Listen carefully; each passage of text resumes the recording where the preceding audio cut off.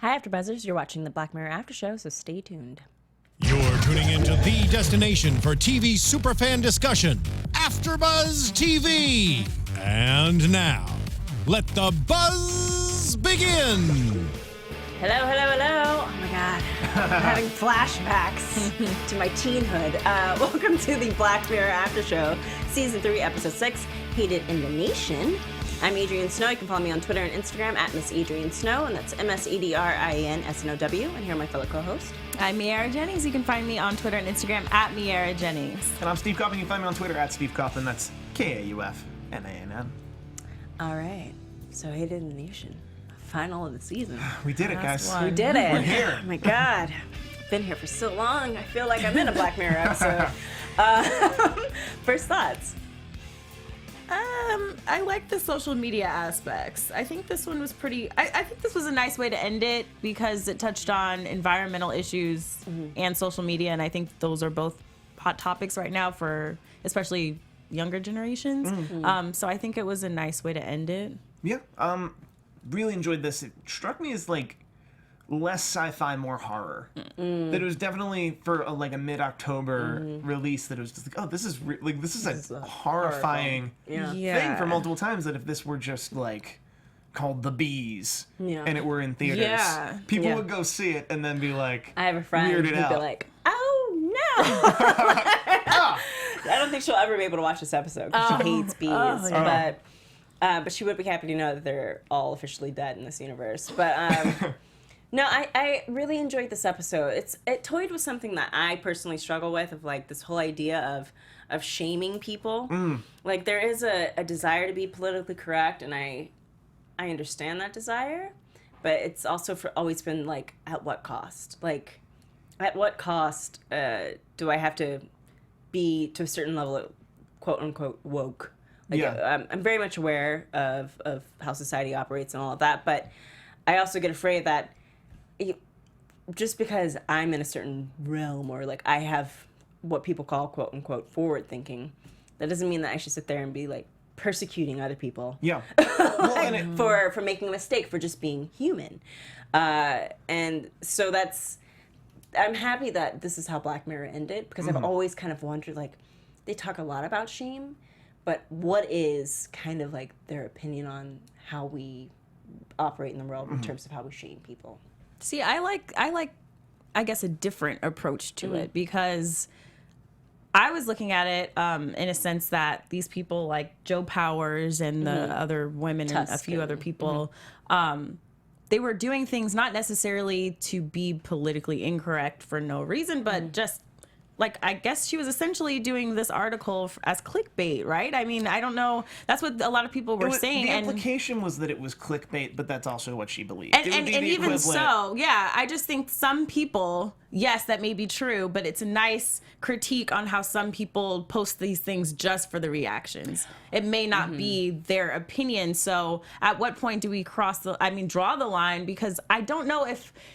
Yes, we can say anything we want on social media, and yes, a lot of people get a lot of attention and followers based on their completely out of line opinions, but sometimes that's not even what they think. So I don't know. Well, I think with her in particular, because she was, I guess, do you want to start? Sorry, I'm jumping into it. This was almost kind of like a precursor to Nosedive. Like, when you can't be flawed, then what can you be?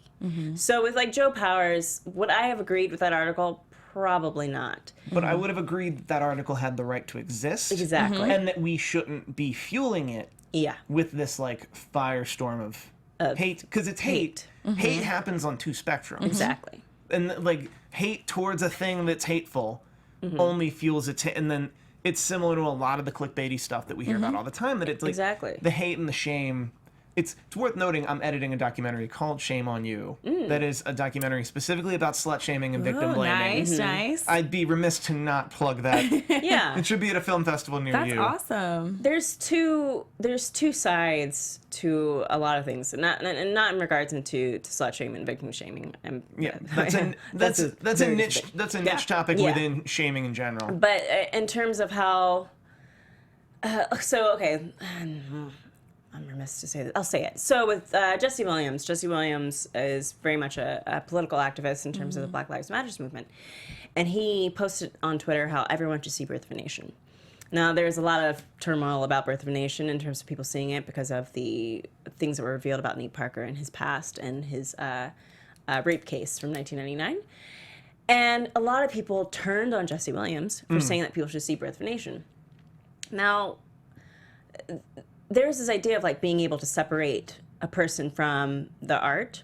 I have not been able to do that with Birth of a Nation. I have no plans to see it. But even if I was able to separate it, there would still be just like the simple fact that it's not historically accurate and it's kind of a bad movie. And a lot of people not to mention, there's a difference between him having the right to make a movie and me wanting to watch it. Exactly. For whatever my reasons are. And that's this pretty much just polarizing that you're on one side or the other is where we're falling right now and where we fall here. Yeah. Essentially, Jesse Williams was knocked down a peg for simply trying to support, as an actor, another actor's desire to make a film. And that's what it comes down to, is like people could consider before Birth of a Nation came out it to be a historically accurate documentary style type film about Nat Turner, which it was not. But the amount of shame that was thrust on Jesse Williams for endorsing this film was kind of insane. And that's kind of what we talk about here, where, so to get into the actual thing that we're supposed to be talking about, we end up with Karen, who is on some type of police force. They didn't necessarily say, they talked about what Sean was with, but they didn't really confirm. Was she some kind of investigator?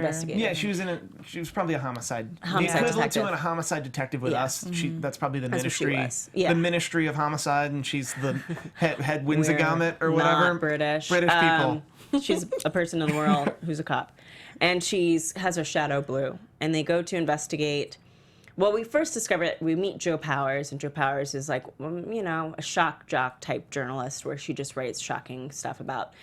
In particular, a woman who's handicapped and in a wheelchair who lights herself on fire as protest against the laws that have been enforced upon the handicapped, which is kind of also referencing a little bit about Men Against Fire, about people who are considered undesirables, that you kind of see like the seedlings of that being fostered in this episode. And so she gets a cake from somebody that just says, fucking bitch. And she eats it.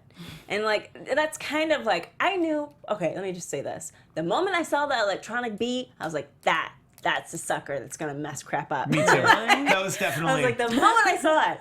Because it's Black Mirror, and we're 6 episodes into Black Mirror that we're like... The drone bees. No, the drone bee. There's something wrong with the drone bee.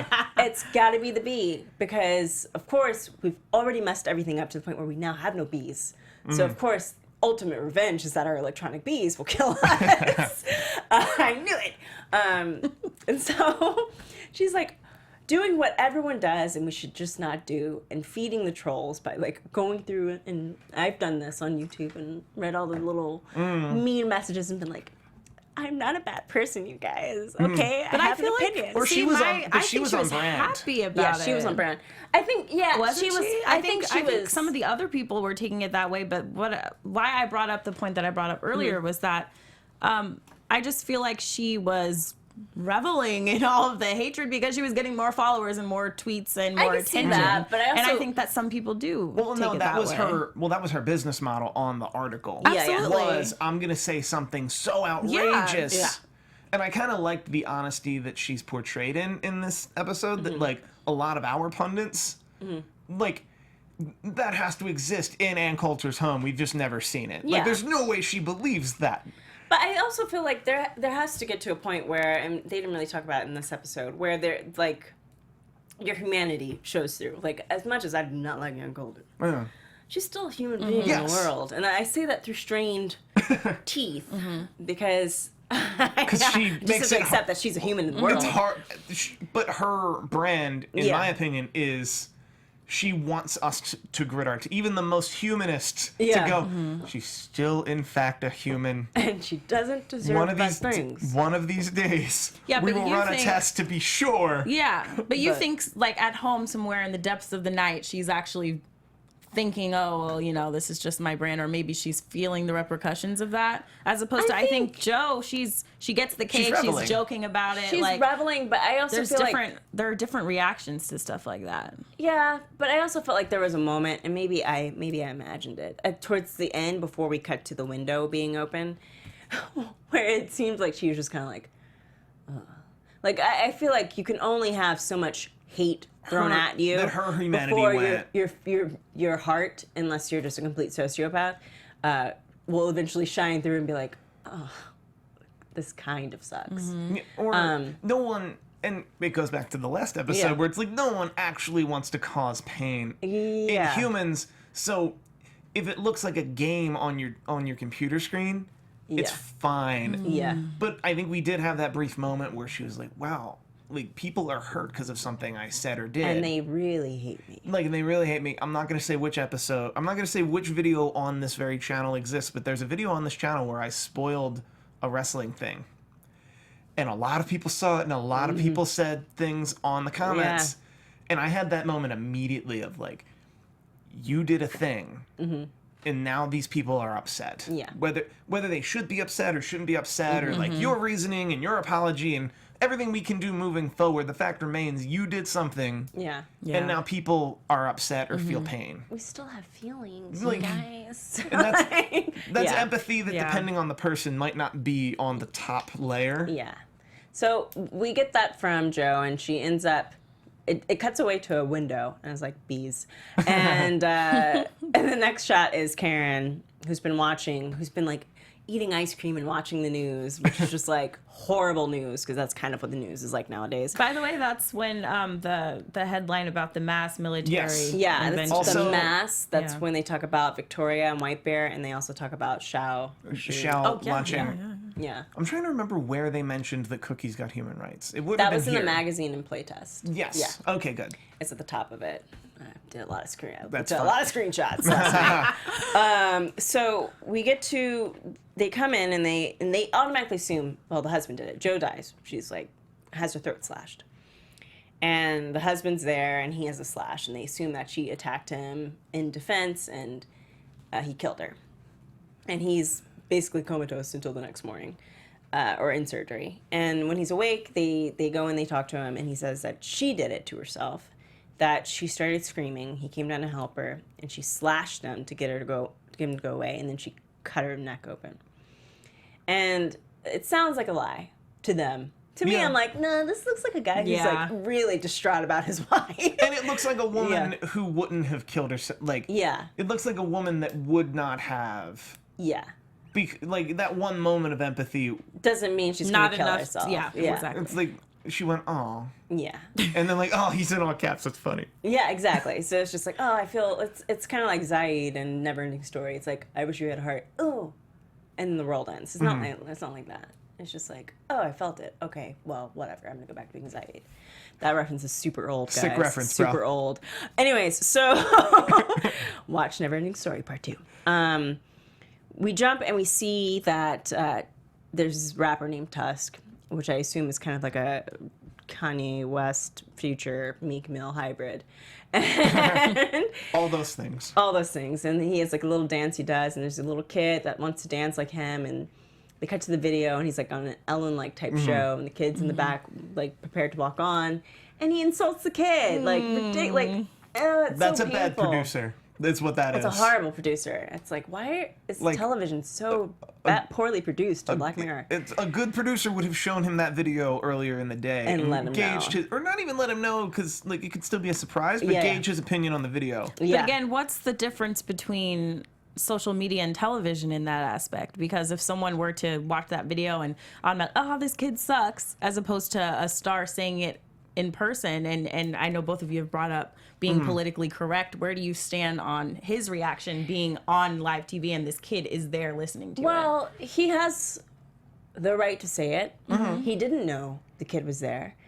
And people have a right as well to be angry with him about it, to be Understood. like, oh, that's horrible. But we always take it a little too far on social media. A, we always take it a little too far. B, we never go after the right person. And yes, that pun was intended.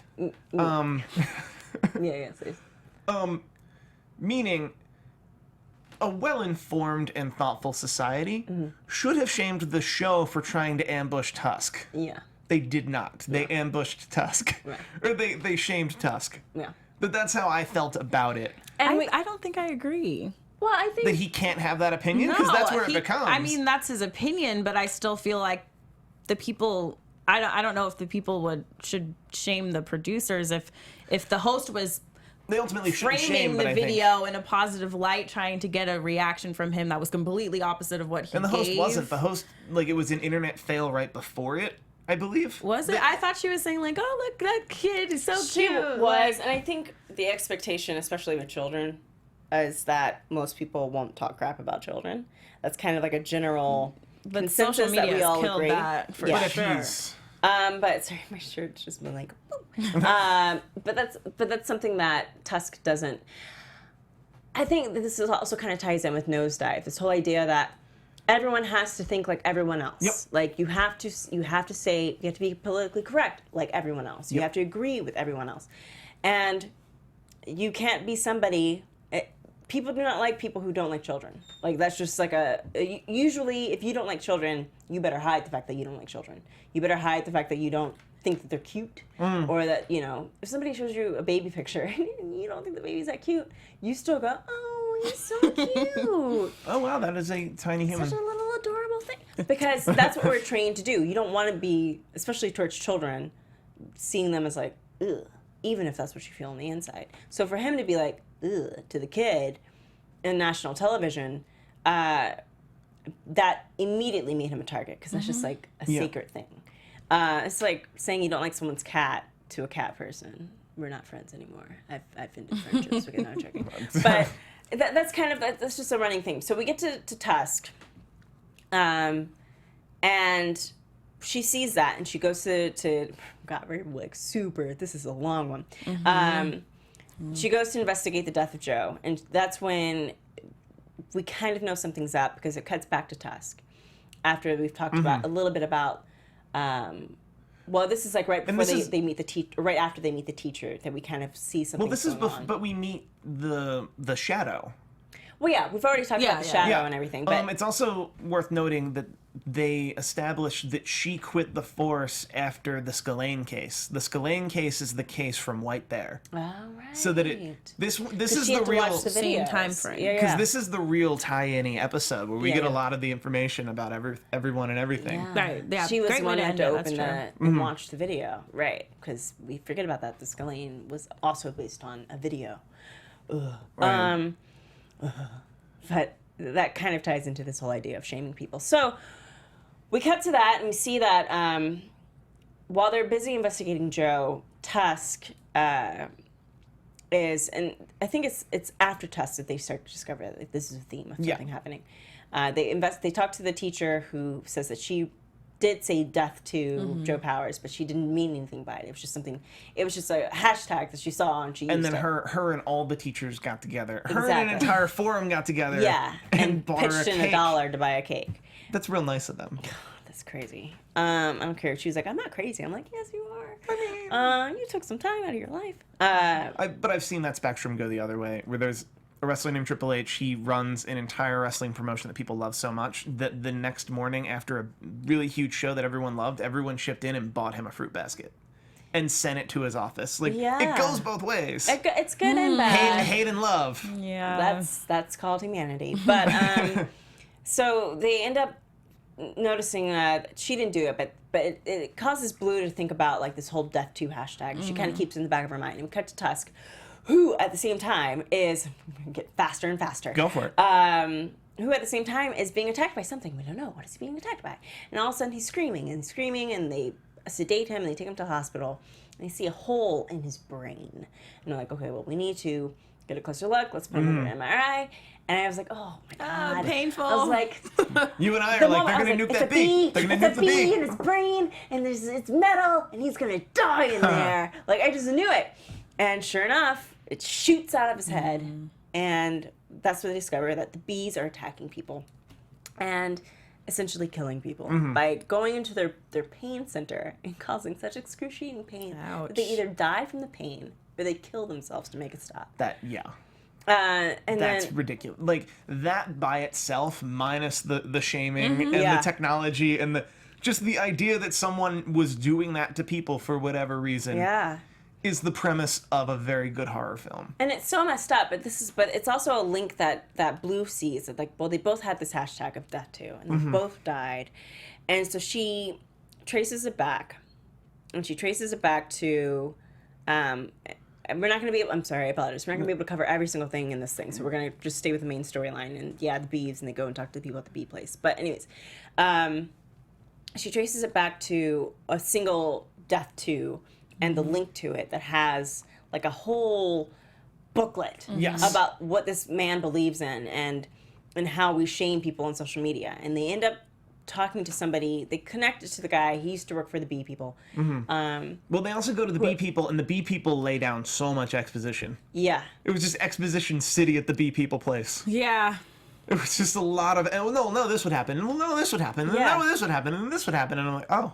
I'm like, okay, Thank so you. it's obviously the bees, and somebody hacked into your super secure. Yeah. Come on, guys, we know how this. Well, because they kept saying, like, well, you can't actually control the bees. The bees are autonomous. Yeah. And then it's like, well, then they control but then they control the hives. Yeah. And then it gets, like, deeper and deeper where you're just like... They could have cut probably 30 minutes, but just not giving us all that information. I understand, but at some point I was just the kind of floobity doop. I get it. He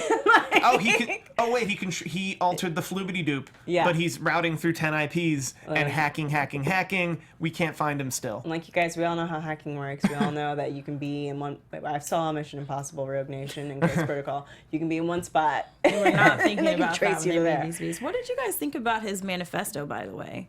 Because I know a lot of people, there are different approaches to this, but a lot of people say, oh, well, you know, especially with celebrities, social media, it's just words. Like, why do you care? And on the other hand, like, yeah, people have feelings. And with his case, his friend or coworker or whatever almost killed herself. She was shamed, I understood where he was coming from. Of course, I would not try to kill a lot of people because of it, but I totally thought that was a thoughtful thing to place into the story, this manifesto. His manifesto was preaching militant neoliberalism, which is like really boils down to like literal thought policing. If you were talking about Tom Cruise, it's Minority Report. Yeah. Where it's like, we're going to stop the crime before it happens. We're going to hack into your brain. And pin out all the undesirable things from society. Like, well, it's a setup for the world that we're eventually going to see in Black Mirror. That is Nosedive. That is Man Against Fire. Nosedive for sure. And so, because there is this I agree with him that you shouldn't shame people for making a human mistake. Like the woman who attempts to kill herself, his friend, made a mistake. Yeah. And she apologized for it, and she felt really bad about it. And there is a difference in terms of like dealing with somebody who is like a Donald Trump or a Joe Powers, where they don't really feel any remorse for it. That doesn't mean that merits you attacking them, but you can't put that person at the same level as somebody who simply made a mistake, and that mistake happened to be seen by millions of people on social media. There's a very good TED Talk by a gentleman who also wrote a book called So You've Been Publicly Shamed, and he followed a lot of these instances, including the woman who made, speaking as a comedian, just a not very funny joke. Like a decent attempt at a joke where it's like, I'm about to go to Africa, hoping I'll get AIDS, and then she's up in the plane. Yeah. And while she's up in the plane, she lost her job. She, like, everything went down. Like, I will admit that a part of me did Google her plane flight, and that was an epic shame, because Google tracked her flight. And we all knew, the saddest things that we all knew, that woman was fired before she landed in Africa. Well, we all knew. And like the hashtag was literally like, has she landed yet? Like it was bad. I remember it was not one of the better times of the internet of this kind of hive mentality. Yeah. I think now there is something to be said about the fact that, of course, we're all a little self-righteous deep down. We're like, she should have been fired. That's a horrible joke. It was a horrible joke. I'm not. And it just wasn't a good joke. I'm not defending it. I don't think she is either. But the thing is that if I had to go and track through my life how many times I've told a joke, that would get me into deep crap if it were online. Yeah. I could, if I had to scroll through my Twitter, I could point out like 12 things that I'm like, wow, I'm happy no one read this. I'm very careful about my Twitter, but like it is something that we kind of do even offhandedly. We make crappy jokes offhandedly. Everyone does it offhandedly. But when you put it to, and the saddest thing about Twitter and how it works is that it is an offhanded type of thing. It is 142 characters, and you can do it so quickly, and it's gone. And I know I put stuff up and be like, oh, it just wasn't that funny. I'll delete it. But in that second that it takes for me to go back and delete it, it can be retweeted and tweeted over and over again. So there's a danger to that, and I completely understand his manifesto in that regard of like, you take one thing, it's like taking 1 second of a person's life and judging them and punishing them for that for their entire life. And I think that's why he chose death too specifically, so that it would be so extreme. Yeah. Because even like the teacher said, it's just a hashtag, I didn't mean anything. But he's trying to show people your words have meaning. You said death too. Exactly. You wanted this person not like to you die. suck or and they're like, whatever. well, that's not true. I didn't want, but you said it. Exactly. And I think that actually digs deeper into the world we live in right now, where we had to change the definition of the word literally to mean figuratively. Yeah. Because of popular use, we use the word literally to not mean literally. So we still don't actually have a word for literally. I've been meaning to look up the Greek. I think it's from Greek. I'm just waiting for the aliens to come and be like, you What is guys all this? have spiraled out of control. And we're like, I don't know what to do. But like part of that is like words should have meaning. They should have meaning. The whole point In of any words format. is that they have meaning. We made words. We made them. I think people forget about this. Humans made words to have meaning so that we could communicate with each other, so we could express. There's a whole things to argument each within other. the language community of whether something like hashtag death to really means death to if you put a hashtag and it's in a context. Well, not but Because if enough of us say it that way, if enough of us say it incorrectly, the incorrect way becomes the correct way. Oh yeah, I know. That's the problem with and language. And that's the thing about language is that it is fluid and it is catered to neurotic beings that we call humans because we're incredibly neurotic and crazy. But sorry. So just to jump forward because it's a 90-minute episode and we have to do it in 25 minutes. It's discovered that through his manifesto that he's not actually targeting the people that have in some way made a slight on social media, but he's targeting the people that take that slight and blow it to astronomical proportions. There we go. And I just love that there's that overzealous cop who doesn't listen to everyone and take that minute to think about, like, if you press this button, I love just stupid red buttons. If you press this button, is it going to do what we want it to do? Or are we going to allow this man to kill, like, over 300,000 people for sending a death to hashtag? Oh, And man, sure that enough, moment. That was, but yeah, it was stupid. It was very silly of that Yeah. because the Because he's thing so about, concerned about the chancellor who and I think it is makes one person. either I've been sitting here too long or all of these episodes themes are kind of meshing together that idea is very similar to the blackmailing idea. Because public shaming is very similar to blackmailing, that you might be okay with it if it's bad. You might be okay with it until it's you. Yeah. That's true. So the idea that, well, but if I use death to and then this person, Yeah. I can make sure the bees all go after the chancellor and not me and not an innocent. Yeah, because that's the thing. Instead of going, wait, but who's the sociopathic murderer hacking the bees? Yeah. There's a moral true north here. Like, I'm not gonna sentence someone else to death due to someone. I'm gonna track down the killer. Yeah, and that's the thing is that they even after everyone knew that the hashtag would mean someone would die, it didn't just immediately cease to exist. It didn't mean like people just stopped using it. No. In a different way. People kept using it to the point where they were trying to make it a game. And that's a big thing about social media and the internet is how we make things, like even with Tinder and those type of things. Everything's kind of a game. Real life, human life, living is not a game.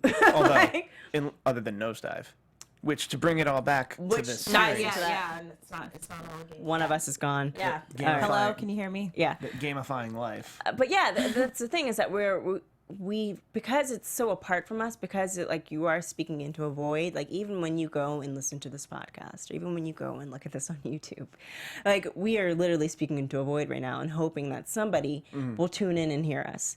And that's a terrifying thing. It's a terrifying idea that we give so much power to something. Eventually, the robots and aliens are going to just come and wipe us out. I'm okay with that. Speaking of avoid, I find I'm very thoughtful that sometimes I write a tweet, then hit Apple A and delete it. Yeah. And it was the same thing. It was the same feeling. Yeah. No, you wrote that. You felt that. You wrote that down. You felt it. You didn't tweet that. But this is the thing, is like, that's the whole point of humanity, is that we feel all these crazy things all at once. And, you know, They're not supposed to be permanent. They're not supposed to be permanent because it's like such a, like, if I judged my cat for biting the crap out of my hand last night, and that's how I judged her for the rest of her life. Right. God, what a sad way to go through life. We're in a tough place with the social media, guy. Yeah. All right, let's get to these bees. All right, so in the end, he ends up killing over 300,000 people.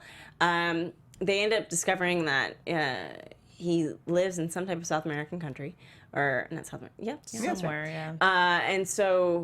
And Blue fakes her own death to go after him, which I thought was just kind of like, oh my God, I hope you continue with this, and I want to see this for season 4. I would definitely... Just the Adventures of Blue. The Adventures of Blue. But and what happens with the bees? Yeah. I think that's my mic. That's all right. Well, There the we bees go. got into the mic. Hey! I think the biggest theme of this season was how everything is tying together. And you can kind of see that they're building to something bigger for season 4 and season 5. And I hope that they go British with it and they just end it at season 4 or season 5 and give us like a completely thought out. We're getting 6 more in like January, February. Yeah, like, not January too long. 17th. Perfect. Yeah. Yeah. So hopefully we'll be back to cover those in January, unless one of us book something. Well, Hey, even then, Yeah. But even then, I'll bring it all just back. fly back in and be like, let's talk about Black Mirror. So on that note, I think, are there any final thoughts on Hated by the Nation? So sorry it was such a short episode for I think this we one. covered the themes real well. We And I covered the think, themes, like, yeah. the nuts and bolts of it all, and like the themes and the Easter eggs we covered very Yeah. well. And then the actual episode is just You know, you it's a saw it. long episode. It's a long episode. It would be hard to cover even in an hour. So, anything else? I love this episode. great season. Yeah. Looking forward to more Black Mirror. Yes. Charlie Brooker is the British Aaron Sorkin. I just thought Or of that Aaron right now. Sorkin Right. is the American Charlie Brooker. Depending. It's depending where you're at. Comment I'm all below about- and let us know what Hey, you think. I love Britain. Depends on who our anyways. viewers are. Except for Brexit. That's weird. All right, guys. Thank you so much for tuning in. I'm Adrian Snow. You can follow me on Twitter and Instagram at Miss Adrian Snow. And where can they follow you all? You can find me on Twitter and Instagram at Miaira Jennings. That's Miaira Jennings. You guys can find me on Twitter almost exclusively at Steve Kaufmann. That is Kaufmann. Speaking of British people, I am on a Harry Potter improv team that is playing at Stanley's Kamikaze tomorrow. I will be tweeting all the information. Sounds Awesome. Join good. me there. Go there. And also tweet about your documentary. Yes, Yeah. Shame on You is the documentary I'm editing. It's hardly my documentary. Okay. There's a director and a producer I report to. Yeah. But Shame on You should be seeing that very shortly. Cool. Depending on when it's done and who buys it. And I will be back probably in January for this. If not, then definitely for The Magician Season 2, which will also be in January, February. All right, guys. Thank you so much for tuning in. And that's it. Bye-bye. Don't Bye. get sucked into a Black Mirror. From executive producers Maria Menounos, Kevin Undergaro, Phil Svitek, and the entire AfterBuzz TV staff, we would like to thank you for listening to the AfterBuzz TV network. To watch or listen to other after shows and post comments or questions, be sure to visit AfterBuzzTV.com. I'm Sir Richard Wentworth, and this has been a presentation of AfterBuzz TV. See you later. The views expressed herein are those of the hosts only and do not necessarily reflect the views of AfterBuzz TV or its owners or principals.